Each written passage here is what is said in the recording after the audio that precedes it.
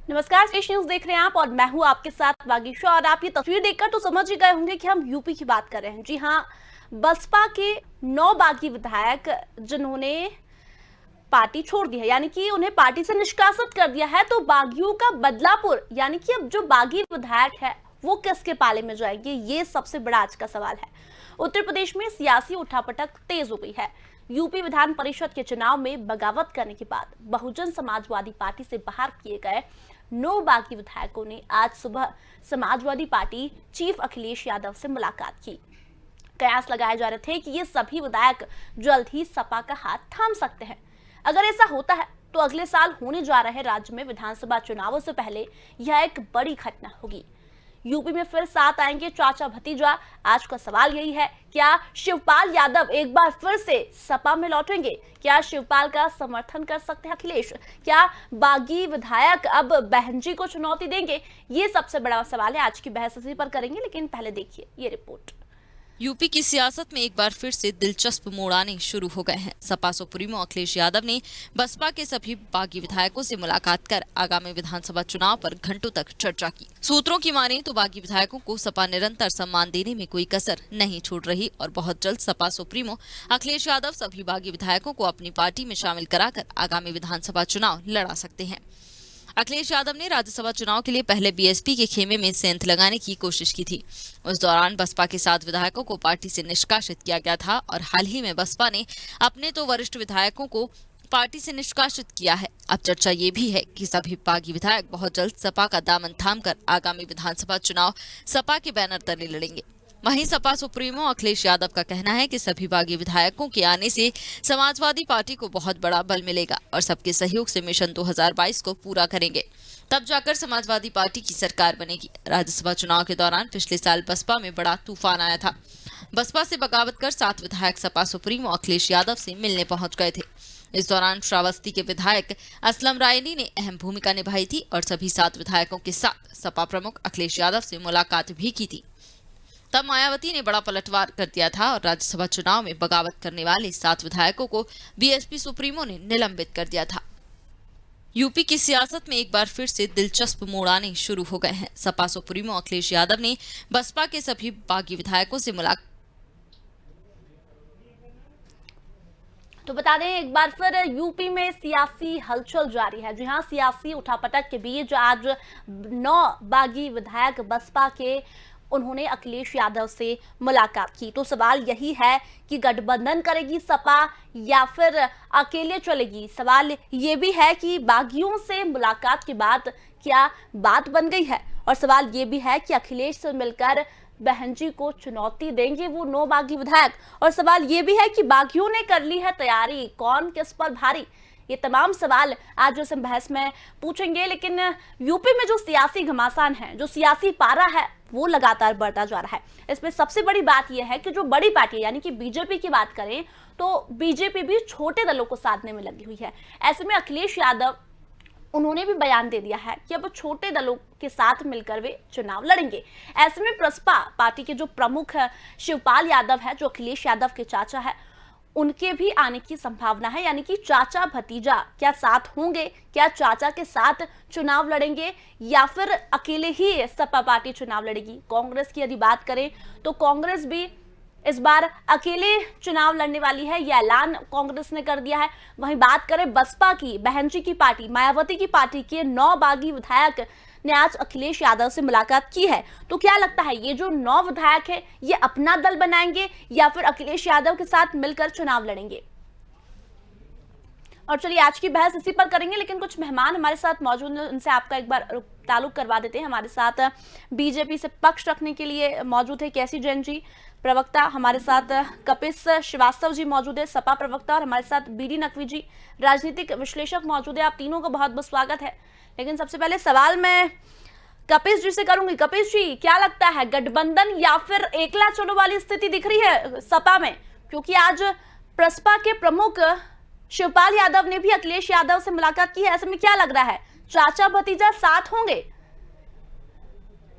देखिए, बहुत सीधी सी बागीशा एक बात है कि समाजवादी पार्टी ने बहुत पहले ही अपनी रणनीति का खुलासा करते हुए हमारे राष्ट्रीय अध्यक्ष माननीय अखिलेश यादव जी ने कहा था कि हम छोटे छोटे दलों से गठबंधन करेंगे, उनसे सीटों का तालमेल करेंगे और सत्ता हासिल होने पर उनको ससम्मान सरकार में जगह भी दी जाएगी और एक कॉमन एजेंडा का प्रोग्राम तय होगा विकास के लिए उत्तर प्रदेश के लिए, और हम उस पर आगे बढ़ेंगे।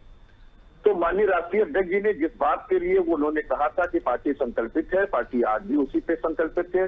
अभी भी हमारे दल के अंदर, चाहे वो रालोद हो, चाहे महान दल हो, और भी कई दल हैं जो हमारे छोटे छोटे पहले से हमारे साथ हैं। बाकी अन्य दल जो हमारे पार्टी के नीतियों में, हमारे नेतृत्व में और हमारी विचारधारा में आस्था रखेंगे, एक कॉमन मिनिमम प्रोग्राम इस प्रदेश की समृद्धि के लिए हमारे साथ चलना चाहेंगे, तो उनका वेलकम है जी। और ये बसपा के 9 विधायकों ने आज अखिलेश यादव से मुलाकात की है, क्या बात बन पाई है?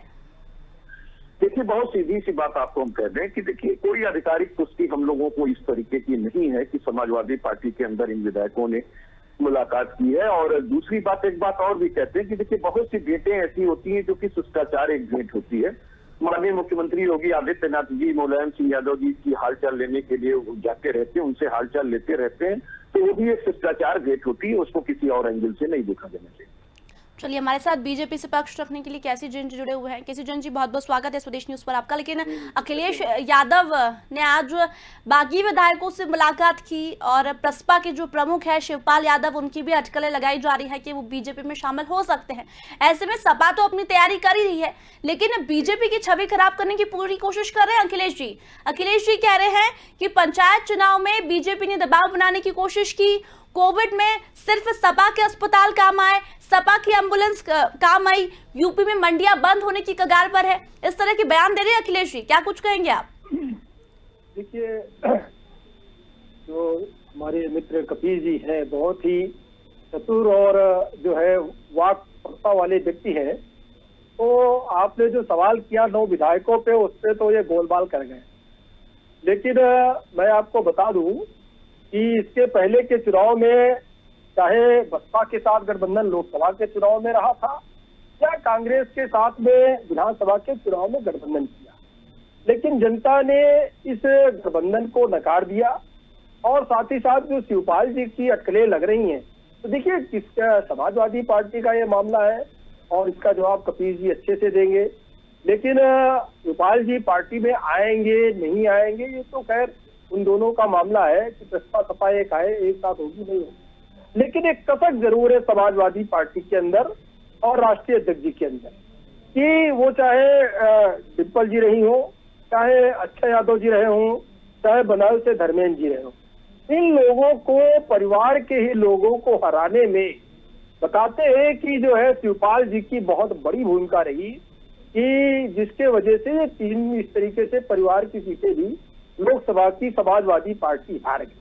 तो जिन लोगों ने परिवार को इस तरीके से हरा दिया, अखिलेश जी की वाइफ को हरा दिया, डिम्पल जी को, तो क्या उनको ये साथ में लेकर के चलेंगे? तो ये भी एक बड़ा प्रश्न है।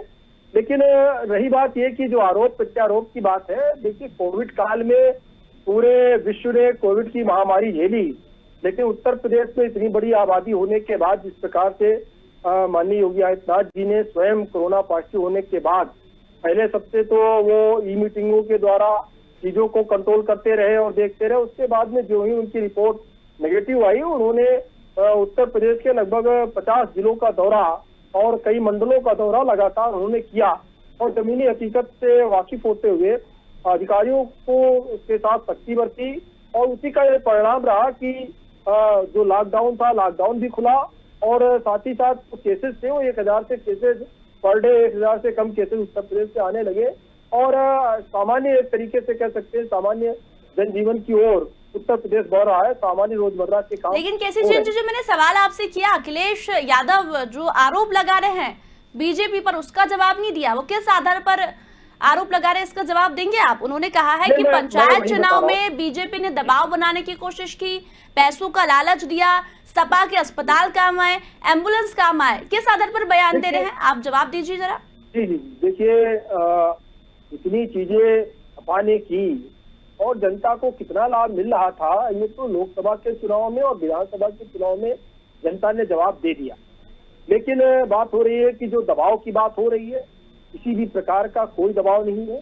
हाँ, ये जरूर है कि अन्य पार्टियों को प्रत्याशी ढूंढे नहीं मिल रहे, इसकी भी सूचना आ रही है कि जिला पंचायत अध्यक्ष के लिए और ब्लॉक प्रमुख के लिए अन्य पार्टियों को प्रत्याशी ढूंढे नहीं मिल रहे हैं। पार्टी पूरा फंडिंग करके और जो ब्लॉक प्रमुख का चुनाव लड़ रहे हैं उसमें बीडीसी को पैसा बांट रही है कि हमको वोट दे दो, हमारे 10, 20, 25 वोट निकल आवे, कम से कम इज्जत बच जाए। इसी तरीके से जो जिला पंचायत अध्यक्ष का चुनाव है उसमें भी प्रत्याशी ढूंढे नहीं मिल रहे हैं। जब उनके पास प्रत्याशी ही नहीं तो दबाव का क्या मतलब है? हो सकता है तमाम जगहों पे निर्विरोध हमारे जो भारतीय जनता पार्टी के प्रत्याशी हो तमाम जगहों से निर्विरोध हम जीत जाएं, फिर आप कहेंगे कि हमने तो खड़े नहीं किया था इसलिए जीत गए।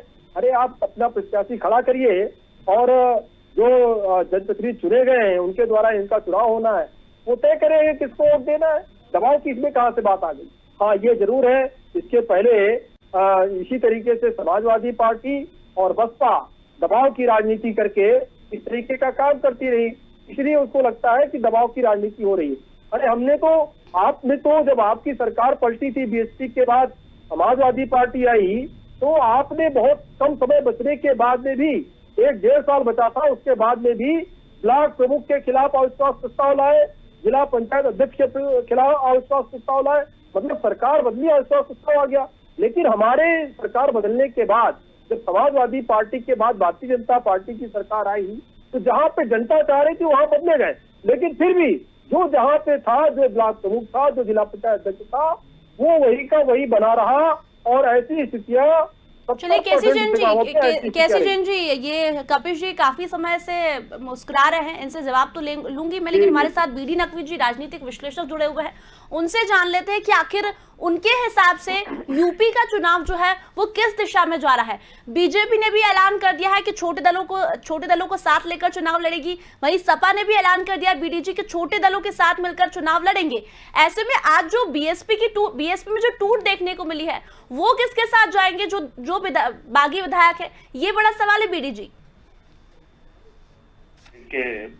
जाहिर है इलेक्शन की तैयारी शुरू हो चुकी है और जो भी पॉलिटिकल लीडर्स हैं वो अपनी जगह तलाश कर रहे हैं कि वो कहां से जीत सकते हैं और कैसे जीत सकते हैं और वो किस ग्रुप का, किस सेक्शन का, किस बिरादरी, किस समूह के को रिप्रेजेंट करते हैं, ये बड़ा सवाल है।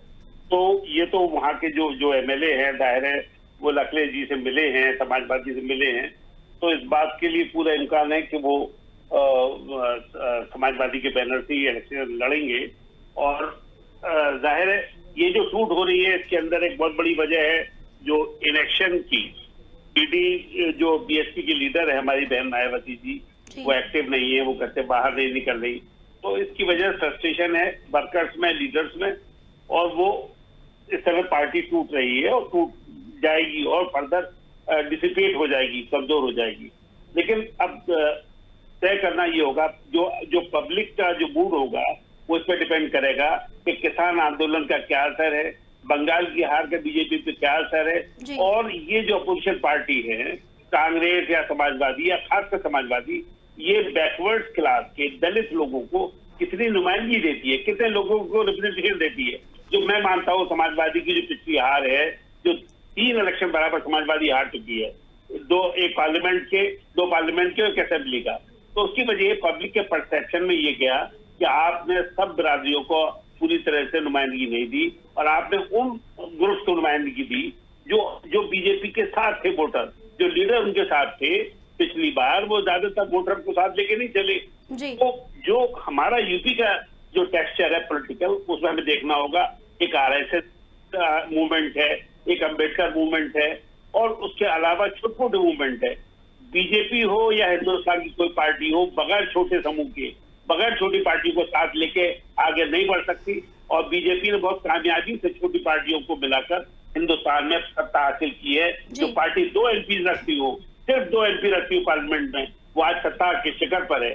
तो ये उनका मैनेजमेंट है, इस बात की तारीफ करनी होगी कि उनका मैनेजमेंट अच्छा है और पार्टियों से और लीडर से इसी कामयाबी हुई। और लेकिन अब जो है, अब हालात खराब है, कोरोना ने वो सब कुछ एक्सपोज कर दिया जो वीकनेस थी गवर्नमेंट की, कि लोगों को दवा नहीं मिली, जो बेचारे शव को चिता नहीं मिली, उसको बहना पड़ा नदी में, जो हाल हुआ वो सबने देखा। तो मैं ये समझता हूँ कि हालात बहुत खराब हैं और सही टेस्टिंग टाइम होगा इस लीडर का हमारे चीफ मिनिस्टर का, बीजेपी की पार्टी का, रैंक एंड फाइल का, ये सही टेस्ट होगा कि वो किस तरह से अपनी एडवर्स सर्कमस्टेंसेस को मीट आउट करते हैं। ये एक सवाल है, एक क्वेश्चन है, इसका जवाब भी जनता दे सकती है, हम यहाँ बैठ के सेलिब्रिटी। जी चलिए, कपिश जी हमारे साथ लगातार जुड़े हुए, काफी समय से कपिश जी मुस्कुरा रहे हैं। कपिश जी, मुस्कुराहट को शब्दों में बदल दीजिए। आपने केसी जैन की बात सुनकर काफी समय से मुस्कुरा रहे हैं, तो अब आपसे जवाब चाहूंगी मैं। बाकी सर बहुत सीधी सी बात यह है कि हमारे मित्र बड़ा परेशान है कि इनके वजह से इनकी पार्टी में फला लोग हार गए, लेकिन वो शायद अपनी तरफ नहीं देखते हैं, उनकी पार्टी में भी यही हाल रहा है। और सबसे बड़ी बात यह है कि एडीआर रिपोर्ट के अंदर, अरे भाई आप तो नीतीश कुमार जी ने आपको तो पहले ही हार का स्वाद चखाया था और एक महागठबंधन के साथ सरकार बनी थी, और फिर आप बाद में चल करके उन्हीं के साथ गए। तो इस तरह की बात ना करें, वही बात करें जो समझ में आती है पॉलिटिक्स में। और दूसरी चीज ये चीज है कि घबराइए मत, ये तो इस प्रदेश की जनता ने पहले ही तय कर दिया इस त्रिस्तरीय चुनाव में कि आप मंदिर संस्कृति के जो जिले थे वहां पे भी धूल चाटे हैं समाजवादी पार्टी। और हास्यास्पद ये है कि आप कह रहे हैं कि हमें जिला पंचायत अध्यक्ष नहीं मिल रहे, हमें ब्लॉक प्रमुख नहीं मिल रहे। अरे सबसे ज्यादा हमारे लोग जीते हैं और हम ही को नहीं मिल रहा है, ये तो पचेगा नहीं किसी को बात। लेकिन कपिश जी, यूपी पंचायत चुनाव की जीत को आप विधानसभा से नहीं देख सकते ना, दोनों अलग अलग चुनाव है। हम तो किसी भी चुनाव को किसी से नहीं मिलाते जी। क्या हमने एमएलसी के चुनाव में 3 एमएलसी की सीटें जीती, जिसमें कि नरेंद्र मोदी जी की कंस्टिट्यूएंसी, जो हमारे प्रधानमंत्री जी को गंगा मैया ने बुलाया था, उनकी कंस्टिट्यूएंसी की दोनों सीटें हमने जीत गई। तो क्या हम प्रधानमंत्री जी से इस्तीफा मांग लें? बात इस चीज की नहीं, हम उसको भी नहीं जोड़ते इससे। हम तो बहुत सीधी सी बात ये कहते हैं कि इस समय जो विफलता की कहानी भारतीय जनता पार्टी ने लिखी और जो शुचिता का यज्ञ हमने 2017 में किया था, 2014 से लेकर 2017 तक राष्ट्रीय अध्यक्ष माननीय अखिलेश यादव जी के नेतृत्व में जो समाजवादी पार्टी की विकासपरक सरकार चली थी, जिसके आज भी पुरुषार्थ का इस्तेमाल भारतीय जनता पार्टी करती है केवल नाम बदलने के लिए। 108 जो हमने एम्बुलेंस दी, उसमें एक भी एम्बुलेंस इन्होंने 4.5 साल में नहीं जोड़ी है। ये पूरे दावे और डंके की चोट पे कह सकते हैं। इनके सांसद हैं जो अपने घरों में रख करके वो एम्बुलेंसेस को 350-400 लोग बिहार में मार देते हैं। ये भारतीय जनता पार्टी खेल कर सकती है, लेकिन जो भारतीय जनता पार्टी दम हिंदुत्व का भरती थी, उसका छद्म हिंदुत्ववाद सामने आ चुका है। केसी जैन जी जवाब देना चाह रहे हैं आप काफी समय से, जवाब दीजिए। सुन ले जिस बच्ची को अंतिम संस्कार ये ना दे सके और उसको प्रेत योनि पर प्रदान कर दिए 2 बजे रात में फूट के दलित कन्या थी, और उसके साथ बलात्कार में किस तरह बलात्कारियों के साथ इनकी सरकार खड़ी थी, वो सबने देखी। और इसी कोविड काल में 2000 से ज्यादा हिंदुओं की लाशों को तमाम नदियों के अंदर बहते और चील कौवों को नोचते और कुत्तों को खाते देखा है। वार संत की तरह का सरकार, संत की सरकार खूब चली बादशाह, इसलिए कि 2017 में राम राज्य का वादा लेकर के आए थे और गुंडा राज और मदिरा राज स्थापित कर दिए। विभिन्न 7 समूहों पे 7 अलग अलग आपराधिक मदिरापान हुए, जिसमें 750 लोग से ज्यादा की जाने चली गई। और वहां संत की सरकार हर बजट को पेश करते समय एक संत हमारे जो खड़ा होते हैं विधानसभा के अंदर और अपनी पीठ ठोकते हैं कि सबसे ज्यादा हमने शराब बेची है और 1% उस पे से सच जो है हमने गौ माता के लिए लगाया है। और गौ माता का भी ख्याल इतना कि गौ माता का आपने कई रिपोर्टिंग देखी कि गौ माता को। चलिए कपिश जी, केसी जैन जी काफी समय से जवाब देना चाह रहे हैं क्योंकि समय बहुत कम है, उनसे कमेंट लूंगी। केसी जैन जी, तमाम बातों के बाद क्या जवाब है आपका? देखिए, आरोप लगाना अलग बात है और जमीनी हकीकत अलग बात है। कितने जिलों में बिजली आती थी एपी जनता ने देखा कि 5 जिलों में केवल बिजली आती थी पिछली सरकार में। आज जनता देख रही है कि उसको आज पिछली पूरी बिजली मिल रही है। पानी की व्यवस्था जनता के लिए है, शौचालय की व्यवस्था जनता के लिए, 80 करोड़ जनता के लिए अन्न की व्यवस्था की गई, खाद्यान्न की व्यवस्था की गई। और अकाउंट में जब यही कोरोना काल आया, 20 लाख नए अकाउंट खोल करके नए 20 लाख जो है राशन कार्ड। महंगाई कैसे बढ़ गई? अरे 12% महंगाई कैसे बढ़ गई? जब आपने सारे गरीबों को पूरा राशन दिया, होना चाहिए। बागीचा ये बहुत बहुत बहुत जरूरी है। ये इनसे पूछिए कि अगर इन्होंने सारे गरीबों को राशन दे दिया, दाल दे दिया, तो ये 12.5% की महंगाई दर आप ही के लिए तो बिठाया कैसे चेंज उनको, आप पूछिए ना उनसे क्या पूछ रहे। जवाब तो करिए बस। ये गाँव हमारी तरफ हल्ला बोल करिए कपिल जी आप अच्छे प्रवक्ता, ये हल्ला बोल मत करिए। आप हल्ला नहीं, 12.5% की महंगाई दर बताइए। आप जवाब सुन लीजिए, मैं बता रहा हूँ उत्तर प्रदेश ही नहीं पूरे देश के 80 करोड़ लोगों को खाद्यान्न उपलब्ध कराया और निःशुल्क उपलब्ध कराया। लगभग केसी चंद जी किस आधार पर ये बोल रहे हैं कि एम्बुलेंस सपा की काम आई, हॉस्पिटल सपा के काम आए, किस आधार पर बोल रहे? जवाब दीजिए ना आपके कपिल जी को। आज कितने हॉस्पिटल है, कितने गांवों तक रोडें जा रही थी, आज कितने गांवों को जोड़ा गया? आप ये बताइए ना कौन से हॉस्पिटल आपने बनाए और कितने गाँव के अंदर कितने हॉस्पिटल बनाए? कैंसर हॉस्पिटल हमारा। कपिल जी आप इतना दावा कर रहे हैं तो फिर सपा की सरकार कैसे चली गई? यूपी में सपा की सरकार कैसे चली गई? गोरखपुर के अंदर हम लोगों ने 500 बेड कर दिया, जमीन देने का काम किया, हम लोगों ने हमने जिला अस्पतालों की कुछ तरह की बात कर रहे हैं। हमारे सरकार से कोरोना की लड़ाई लड़ाई लीजिए, बाकी को तो आपने जनता का पार्टी दे ही दिया घोटाला किया, रिवर घोटाला आपने किया, आगरा एक्सप्रेस आपकी सरकार चल रही है, घोटाला किया तो हमको आप जेल क्यों नहीं देख पाए? जनता पूछ रही है कि योगी की सरकार हमें जेल क्यों नहीं देख पाए? करोड़ रुपए अंदर कर लिया आपने, खुल गई है। अगर हमने भ्रष्टाचार किया होता तो हम जेल के अंदर होते। आपकी सरकार चल रही थी, रह सकती क्या मुझे? किसानों से कौड़ी के भाव खरीद करके और इन्हीं समाजवादी